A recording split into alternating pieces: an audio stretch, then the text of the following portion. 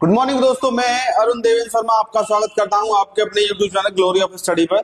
दोस्तों, हमने last class में जर्मनी का एकीकरण पढ़ लिया, जिसमें जर्मनी के 39 राज्यों को ही एक करते हैं कौन? ओटो वन बिस्मार्क, जो प्रेसिया के चांसलर होते हैं। और यही ओटो वन बिस्मार्क 7 वर्षों तक 3 युद्ध करते हैं फ्रांस, डेनमार्क और ऑस्ट्रिया के साथ में। वही इनकी जीत होती है और उसके बाद प्रेसिया के राजा विलियम प्रथम को जर्मनी का राजा घोषित कर दिया जाता है और फाइनली 1871 की फ्रैंकफर्ट की संधि पर जर्मनी को आजाद घोषित कर दिया जाता है। अब उसके बाद अगला ही टॉपिक क्या था? इटली का एकीकरण। अब दोस्तों देखते हैं इटली के बारे में कि इटली 19वीं सदी के मध्य तक 7 प्रांतों में बटा हुआ था। ठीक है, इटली भी क्या था कि जैसे 39 राज्यों में वो बटा हुआ है, ऐसे ही ये 7 प्रांतों में इटली भी बटा हुआ था, जिसमें सार्डिनिया और पिडमोंट पर राज ही किसका था? इटालियन राज परिवार का, जिसके एक जो राजा होते हैं, इटालियन राज परिवार के सदस्य जो होते हैं वो विक्टर इमैनुअल द्वितीय होते हैं। ये विक्टर इमैनुअल द्वितीय ही किसको आजाद कराएंगे? सार्डिनिया के पिडमोंट को।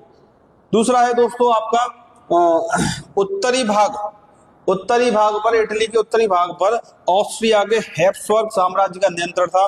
वही दक्षिणी भाग पर स्पेन के बोर्बो राजाओं का, ये फ्रांस वाले बोर्बो राजा नहीं है, ये स्पेन के बोर्बो राजाओं का अधिकार था। वही मध्य भाग पर दोस्तों पोप, जो वहां के सबसे बड़े धर्मगुरु होते हैं, उनका दबदबा था, उनका शासनकाल था। अब देखिए इटली का एकीकरण कैसे होता है और कैसे इटली को हम लोग आजाद कराते हैं। इमैनुअल द्वितीय ने सार्डिनिया और पिडमोंट को आजाद कराया, ठीक है, राज परिवार से, वहां से छुटकारा दिलवाया।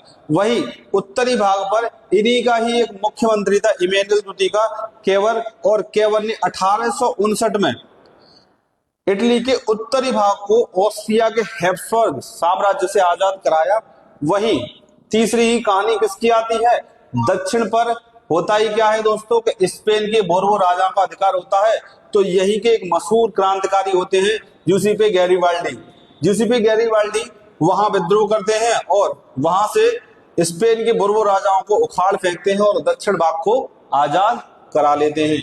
और जब ये तीनों भाग आजाद हो गए तो फिर पोप जो हैं, अब भैया जो धर्मगुरु हैं, ये लड़ने वाले नहीं हैं, तो इनको लगा डर, और ये डर से ही क्या हुआ कि भैया हम नहीं कुछ कह रहे, तुम एक काम करो, इटली के मध्य भाग को भी ले लो, हम इसको स्वतंत्र करते हैं, आजाद करते हैं। और इसको भी उन्होंने छोड़ दिया। अब इस तरह से पूरे इटली का एकीकरण हुआ दोस्तों। और लास्ट होता ही क्या है कि 1861 में विक्टर इमैनुअल द्वितीय को समग्र इटली का राजा बना दिया जाता है दोस्तों। इसी लेक्चर में हम इस पूरे चैप्टर को कंप्लीट करने वाले हैं।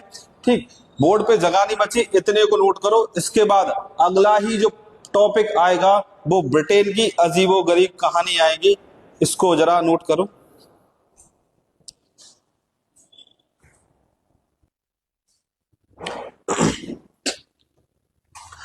वेलकम बैक दोस्तों। अब कहानी शुरू होगी ब्रिटेन की अजीबोगरीब कहानी की। इसमें ही होता क्या है, ब्रिटेन में जाति समूह होते हैं, जिसमें इंग्लिश, वेल्स, स्कॉट और आयरिश, ये अलग अलग जाति के लोग होते हैं। इसमें सबसे पावरफुल होते ही कौन है? इंग्लिश। ठीक, 1688 में इंग्लिश की जो संसद है वो सबसे ज्यादा पावरफुल हो जाती है। इंग्लिश यानी ब्रिटेन के जो लोग हैं वो, ठीक है। इसमें वेल्स अपने आप ही इंग्लिश के साथ मिल जाता है।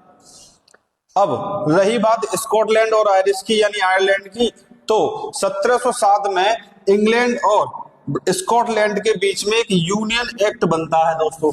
वहीं स्कॉटलैंड इंग्लिश में मिल जाता है, यानी कि इंग्लैंड में मिल जाता है, ब्रिटेन में मिल जाता है, और स्थापना होती है United kingdom of the great Britain की। ठीक है, स्कॉटलैंड जब इंग्लिश में मिलता है तो उसको, ब्रिटेन को, द ग्रेट ब्रिटेन कहा जाता है। अब बचा ही क्या आपके पास? आयरिश यानी कि आयरलैंड। अब इसमें 2 तरीके के लोग होते हैं, एक प्रोटेस्टेंट और दूसरे ही आपके कैथोलिक। जिसमें सबसे कम जनसंख्या होती है प्रोटेस्टेंट की और ज्यादा जनसंख्या में होते हैं आपके कैथोलिक। जो प्रोटेस्टेंट चाहते हैं कि हम इंग्लिश के साथ मिल जाएं या इंग्लिश हमारा समर्थन करे, लेकिन वही कैथोलिक नहीं चाहते कि हम इंग्लिश के साथ मिलें या इंग्लिश हमें अपने आप में मिलाए। यहीं पर एक इनके विद्रोही होते हैं, यानी कि जो कहें कि जो विद्रोह करते हैं वुल्फस्टोन करते हैं, लेकिन इनके विद्रोह को दबा दिया जाता है और आयरलैंड को यानी आयरिश को 1801 में जबरदस्ती यूनाइटेड किंगडम में जोड़ दिया जाता है दोस्तों। ठीक, इसके नदर्न पार्ट को, आयरलैंड के नदर्न पार्ट को जोड़ा जाता है और वहीं से इसको कहा जाता है यूनाइटेड किंगडम। ठीक, अब ये थी आपकी ब्रिटेन की अजीबोगरीब कहानी। यहीं पर राष्ट्र की परिकल्पना की विचारधारा होना स्टार्ट होती है। ठीक है, राष्ट्र की परिकल्पना।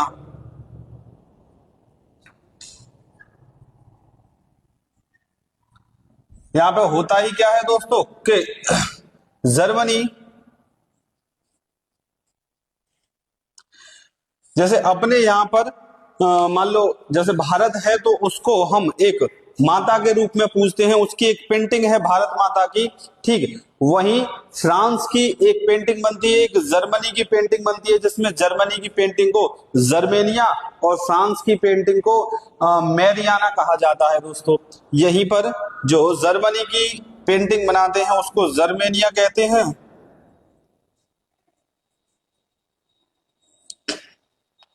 और फ्रांस में मैरियाना। ठीक है, यानी कि इनकी राष्ट्र की या देश की पिक्चर बनाई जाती है। अब लास्ट पॉइंट बचेगा ही क्या हमारे पास, राष्ट्रवाद और साम्राज्यवाद और उसके बाद बाल्कन में संकट। अब यही बाल्कन में संकट आगे चल के दोस्तों प्रथम विश्व युद्ध का, फर्स्ट वर्ल्ड वॉर का कारण बनेगा। अब इसको नोट करो, उसके बाद उसकी तरफ बढ़ते हैं, उसके बाद ये चैप्टर बिल्कुल खत्म हो जाएगा।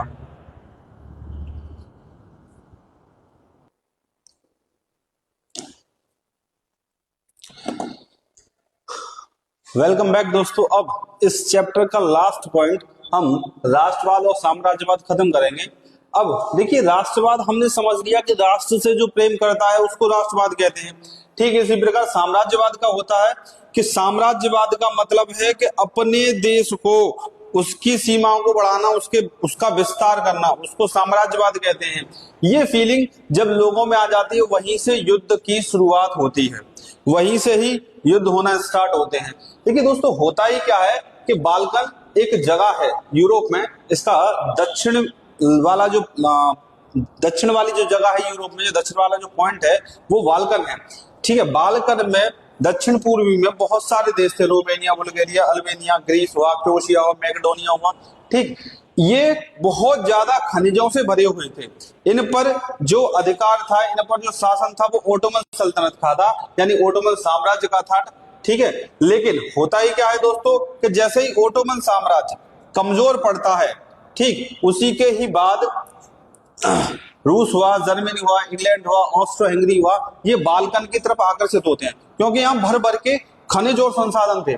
जहां पर खनिज और संसाधन अधिक मात्रा में होते हैं, वही होता ही क्या है दोस्तों, जो अलग अलग देश हैं, अलग अलग लोग हैं, वो उस देश की तरफ आकर्षित होने लग जाते हैं, उन खनिज और संसाधनों की तरफ आकर्षित होने लग जाते हैं। हमारा देश जो गुलाम बनाया गया तो इसी आधार पर तो बनाया गया कि यहाँ बहुत ज्यादा मात्रा में खनिज और संसाधन पाए जाते थे, यहाँ मसाला बहुत ज्यादा मात्रा में मिलता था, यहाँ कपड़े, जूट, रेशम, कॉटन, इनकी खेती बहुत ज्यादा मात्रा में मिलती थी, यहाँ पर पैसा बहुत था। इसीलिए तो ब्रिटेन और फ्रांसीसी सैन्य कंपनी आपस में भारत की सत्ता को प्राप्त करने के लिए लड़ रही थी। ठीक, वही अफ्रीका में भी यही हुआ, ब्रिटेन ने अफ्रीका को गुलाम बनाया क्योंकि वो संसाधनों से वहां से अट्रैक्ट हुआ। ठीक इसी प्रकार बाल्कन से भी ये लोग आकर्षित होंगे और बाल्कन की तरफ रुख करेंगे आपके रूस, जर्मनी, इंग्लैंड, ऑस्ट्रो साम्राज्य। जब ये आपस में पहुंचेंगे तो इनमें भी युद्ध होगा। ठीक है, क्योंकि भैया सत्ता चाहिए किसी एक को, ऐसा तो नहीं है कि मान लो अलग अलग देशों के पहुंचे, भैया ठीक है इतना है तो इतना तुम बांट लो, इतना तुम बांट लो, अगर ये हो जाए तो युद्ध हो ही ना।